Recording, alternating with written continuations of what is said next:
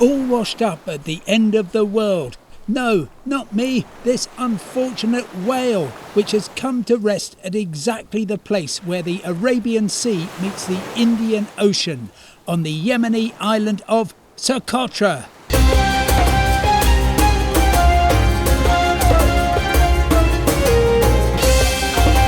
In case you can't place Socotra on the map, the nearest mainland is Somalia in East Africa, 200 kilometres away.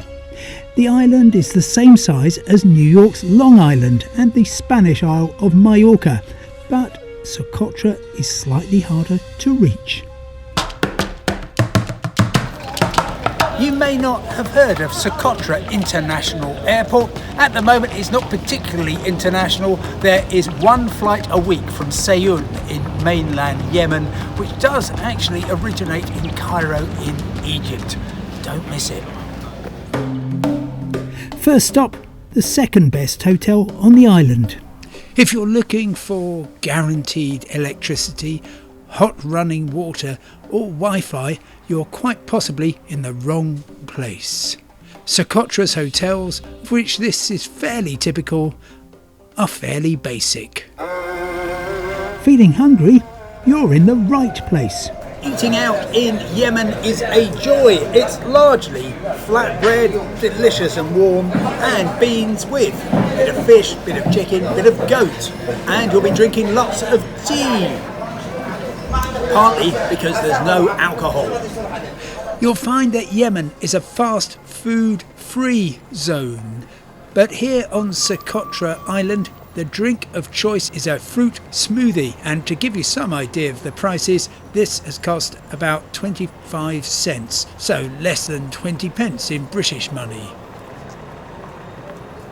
And it's absolutely delicious. Shukran. This is the main street in the capital, Hadibo. As you can see, it's not quite yet on a par with Dubai or Manhattan. It's small, scruffy and friendly. But of course Socotra is not about city life, it's about nature and adventure. While there are some minibuses for local travel, the main way for visitors to get around is in a 4x4, and you need a vehicle with access all areas to make the most of the island. First stop, Dixon Plateau, a table mountain 700 metres, more than 2,000 feet above the Indian Ocean. This is a repository for the island's endemic species. And this is the symbol of Socotra, the dragon's blood tree, also known as the blood of two brothers.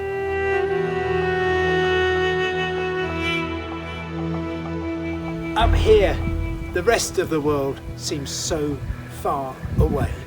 It's just you and nature and a few fellow tourists. As well as some imported but now horticulturally unhelpful goats. They eat all the young trees.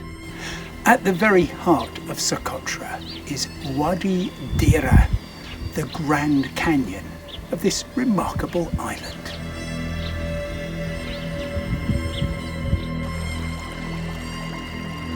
High-altitude Socotra is full of surprises and opportunities, such as nature's very own water park. This primeval infinity pool lets you see for miles and miles, and as with so much on the island, the planet's natural forces have done the work for you, scooping out the perfect place to rest and play. And if you want to take a look beneath the ground, that's possible too, thanks to a vast cave that's burrowed its way into the mountainside. You can burrow your way into a series of caverns that help you tune in to the slow beauty that time and nature have created. Time to go down to the sea again, and I won't be stopping at the shore. The funny thing about Socotra, it's serene above the waves but frenetic beneath them. You can step straight from the beach into a sub-aqua world of wonders. And back on shore, there's no limits to the opportunities to feel the sand beneath your feet. The biggest sand dune in the Indian Ocean. I hope. I haven't actually checked all of them, but it's pretty high. My altimeter says almost 1,000 feet, 300 metres. The descent is a lot more fun than coming up. Fellow dune scrambler Wendy Bernier told me how she was feeling. Oh, it's wonderful. The people are so kind and generous. The nature is so exquisite and unique. I hope it never gets spoiled. The trouble is that this is a place that your government, many other governments, warn against travelling to. It's part of Yemen, a war-torn country. Aren't you taking something of a risk? Isn't everywhere a risk? That's life. So why not just come?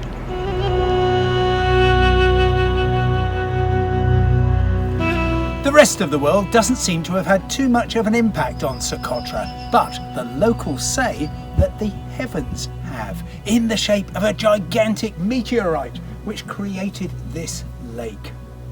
Other geological explanations are available. Whatever the cause, it is used to make salt. The only vaguely main road on the island leads west eventually to the village of Calancia, an absurdly pretty and tranquil place with some gently rusting military hardware on the outskirts. Over a gentle hill you reach one of the most dazzling beaches in the Indian Ocean, backed by yet more gorgeous dunes draped over the rugged corrugations to give a silky sheen, and with plenty of space for a football match too. Right now, only a handful of people make it to Socotra, but they include the co-founder of Lonely Planet Travel Guides, Tony Wheeler, who I talked to in the cosy departure lounge of the island's airport. Oh, I would highly recommend it. For a place, off the beaten track a long way, merely getting here is difficult. And when you get here, magnificent beaches, dragon's blood trees. Oh, fantastic place. I'm not sure if it's going to rate up there with the world's big attractions, but it's definitely one not to miss. Socotra has some of the finest beaches in the Indian Ocean, yet it's about 1 million miles away from mass tourism, which of course may be part of its appeal, but you're taking a chance by coming here. A lot of Western governments say it's simply too dangerous, including my own. You're going to have to make up your own mind. I'm glad I took the risk.